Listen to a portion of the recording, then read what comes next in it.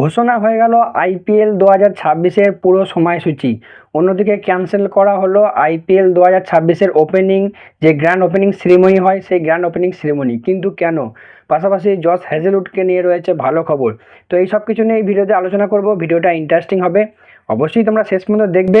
আর প্রতি ভিডিওতে যেরকম বলে থাকি বা তোমরা শোনো না, যে আইপিএল রিলেটেড বা ক্রিকেট রিলেটেড যে কোনো নিউজ সবার আগে পাওয়ার জন্য চ্যানেলটাকে সাবস্ক্রাইব করে নিও। তার সঙ্গে যে কোনো ছোটো বড়ো আপডেট সবার আগে দেখার জন্য আমাদের টেলিগ্রাম বা অন্যান্য যে সোশ্যাল মিডিয়া লিঙ্ক আছে সেখানে যুক্ত হয়ে যাও। আমি সবসময় যখনই কোনো নিউজ আপডেট আসে আমি তার আপডেট সবার প্রথম টেলিগ্রামে দিয়ে থাকি। তো লিঙ্ক নিচে দেওয়া আছে, যুক্ত হয়ে যাও। তা দেরি না করে ভিডিওটা শুরু করা যাক। তো ভিডিওর শুরুতে কথা বলে প্রথমেই আইপিএলের শিডিউল নিয়ে। তো ফাইনালি ঘোষণা হয়ে গেল আইপিএল 2026-এর পুরো শিডিউল। আমি আজ থেকে 3-4 দিন আগেই বলেছিলাম যে এই সপ্তাহে শেষ করে আইপিএল 2026-এর পুরো শিডিউল আসবে, আমি টেলিগ্রামে বলে দিয়েছিলাম। সেরকমটাই হয়েছে, ওই জন্যই বলি যুক্ত হয়ে যাও। তো ঘোষণা হয়ে গেছে, যার মেন দুটো হাইলাইট হচ্ছে এবারে টোটাল 12টা ডবল হেডার থাকছে, মানে একটি টিমের সঙ্গে আরেকটা টিমের 12টা ডবল ম্যাচ থাকছে। এবং দুটো গুরুত্বপূর্ণ ম্যাচ অন্যান্য বছর আরসিবি ভার্সেস সিএসকে, যেটা যে ম্যাচের জন্য ডিমান্ড সবসময় বেশি থাকে, সে প্রত্যেক বছর দুটো করে ম্যাচ হয় বা ডবল হেডার হয়। এবারে সেটা একটা ম্যাচ হচ্ছে। অন্যদিকে আরসিবি নয়, সিএসকে ভার্সেস চেন্নাই, এই ম্যাচেরও প্রচুর ডিমান্ড থাকে। অন্যান্য বছর একটা করে ম্যাচ হয়, এবারে কিন্তু ডবল হেডার হবে। তো অবশ্যই একদিক থেকে ভালো খবর, একদিক থেকে খারাপ খবর। পাশাপাশি ক্যান্সেল করা হয়েছে আইপিএল 2026-এর ওপেনিং সেরিমনি, কারণ আইপিএল 2026-এর প্রথম ম্যাচ হবে তোমার গিয়ে আরসিবির চিন্নাস্বামী মাঠে। এবং চিন্নাস্বামী গত বছর যে ঘটনাটা হয়েছিল সেই ঘটনাকে সম্মান জানাতে, সেই যে 11 জন মারা গেছে সেই 11 জনের আত্মার শান্তি কামনায় এবং তাদের উদ্দেশ্যে শ্রদ্ধা জ্ঞাপন করতেই আইপিএল এর তরফ থেকে ডিসিশন নেওয়া হয়েছে যে এবার আইপিএলে কোনো রকম কোনো ওপেনিং সেরিমনি হবে না। তো তার জন্য এই ডিসিশনের জন্য অবশ্যই আইপিএলের পুরো কমিটিকে পুরো স্যালুট আমার তরফ থেকে। পাশাপাশি এটাও শোনা যাচ্ছে যে যেহেতু ওপেনিং সেরিমনি হবে না এবং ওপেনিং সেরিমনিটাই গ্র্যান্ড হয়, সেই জন্য তার পরিবর্তে আমাদের ক্লোজিং সেরিমনি বা যেটা ফাইনাল ম্যাচে হয় ক্লোজিং সেরিমনি, সেটা খুবই বড়োভাবে এবং গ্র্যান্ডভাবে সেলিব্রেট করা হবে। আমাদের পরবর্তীটা আপডেট আরসিবির তরফ থেকে। তো ফাইনালি জস হ্যাজেলউডকে নিয়ে রয়েছে খুশির খবর, কারণ জস হ্যাজেলউড চলে এসেছে বেঙ্গালুরুতে। তবে প্রথম ম্যাচ খেলবে কি খেলবে না বা কটা ম্যাচ খেলতে পারবে না সেই ব্যাপারে আপডেট নেই। আশা করছি প্রথম 2-3টে ম্যাচই মিস করবে, যেটা আমি বলেছিলাম।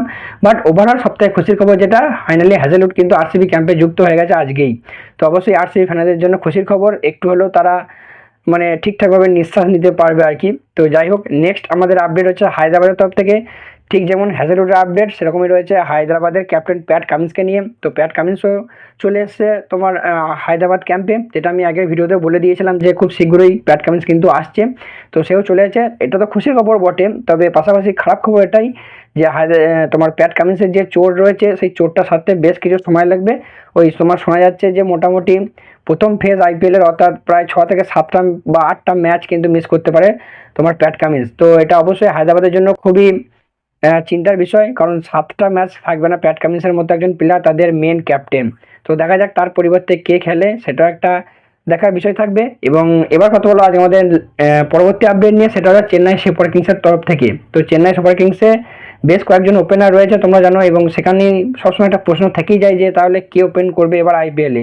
ঋতুরাজ গায়কোয়াড় আছে, সঞ্জু স্যামসন আছে, আয়ুষ মাহাত্রে আছে, তাছাড়া উর্বিল প্যাটেল সেও কিন্তু ওপেন করে। তো এই নিয়েই ঋতুরাজ গায়কোয়াড়কে কিন্তু প্রশ্ন করা হয়েছিল এবং সেই ইন্টারভিউতে ডাইরেক্ট বলেই দিয়েছে যে এবার আইপিএল 2026-এ সিএসকে তরফ থেকে ওপেন করবে ঋতুরাজ গায়কোয়াড় এবং সঞ্জু স্যামসন। তো অবশ্যই চেন্নাই ফ্যানদের জন্য খুশির খবর, চেন্নাই ফ্যান বলবো না, ওভারঅল সবারই জন্য খুশির খবরই, কারণ ঋতুরাজ গায়কোয়াড়ের মতো প্লেয়ার, সঞ্জু স্যামসনের মতো প্লেয়ার ওপেন করবে, অবশ্যই চেন্নাইয়ের জন্য খুবই ভালো খবর। চেন্নাইয়ের জন্য খুব ভালো স্টার্ট দিতে পারবে, দুজনের মধ্যে একজন টিকে থাকলে খুব ভালো শুরু চেন্নাই করতে পারবে। তবে পাশাপাশি খারাপ লাগছে আয়ুষ মাহাত্রের জন্য। এবার দেখার বিষয় আয়ুষ মাহাত্রে কত নম্বরে ব্যাট করে। খুব সম্ভবত 1 ডাউনে আয়ুষ মাহাত্রে ব্যাট করবে, যদিও আয়ুষ মাহাত্রে আন্ডার-19 ওয়ার্ল্ড কাপেও যেহেতু তার ওপেনিংয়ে খুব একটা ভালো পারফরমেন্স যাচ্ছিল না, সেই জন্য 1 ডাউন বা 2 ডাউনে ব্যাট করছিল। এবার দেখার বিষয়, এবারে গত বছর সে তো ওপেন করেছিল যেহেতু ঋতুরাজ গায়কোয়াড় ছিল না। তো দেখার বিষয় এবারে কিন্তু মানে এবারে সে কীরকম 1 ডাউন বা 2 ডাউনে কীরকম পারফরমেন্স করে সেই দিকেও একটা নজর থাকবে। আর এবার কথা বলা আগে আমাদের ফাইনাল আপডেট নিয়ে, সেটা হচ্ছে দিল্লি ক্যাপিটালস টিমকে নিয়ে। তো গত ভিডিওতে বলেছিলাম যে বেন ডাকেট তার নিজের নাম তুলে নিয়েছে আইপিএল 2026-তে 2026 থেকে তার পার্সোনাল কারণের জন্য। এবং আজকের যে আপডেট সেখানে শোনা যাচ্ছে যে তার পরিবর্তে হিসেবে আইপিএলে দিল্লি ক্যাপিটালসের 2026-এ যুক্ত হতে চলেছে জ্যাক ফ্রেজার ম্যাকগ্রাক, যে কিনা গত বছর দিল্লি ক্যাপিটালস টিমে ছিল গত 2-3 বছর। তো ফাইনালি তার মানে সে ঘরে ফিরছে। তবে ইন্টারেস্টিং ব্যাপার, তার কিন্তু তোমার পিএসএল খেলার কথা ছিল বা পাকিস্তান সুপার লিগ খেলার কথা ছিল। তো গত 22শে মার্চ সে পিএসএল থেকে তার নিজস্ব কারণ দেখিয়ে তার নাম তুলে নিয়েছে এবং আজকে যা আপডেট, এখনও পর্যন্ত ফাইনাল অ্যানাউন্সমেন্ট আসেনি আমি যতক্ষণ ভিডিও বানাচ্ছি। তো যা আপডেট, সে খুব শীঘ্রই হয়তো দিল্লি ক্যাপিটালস টিমে যুক্ত হবে একজন মানে বেন ডাকার্টের রিপ্লেসমেন্ট হিসাবে। তো অবশ্যই দিল্লি ফ্যানেদের জন্য খুশির খবর। তো যাই হোক, এই ছিল মোটামুটি আজকের আপডেট। ভিডিও ভালো লাগলে লাইক করে দিও, বন্ধুদের সাথে শেয়ার করে দিও। তো চলো, দেখা হচ্ছে পরবর্তী ভিডিওতে।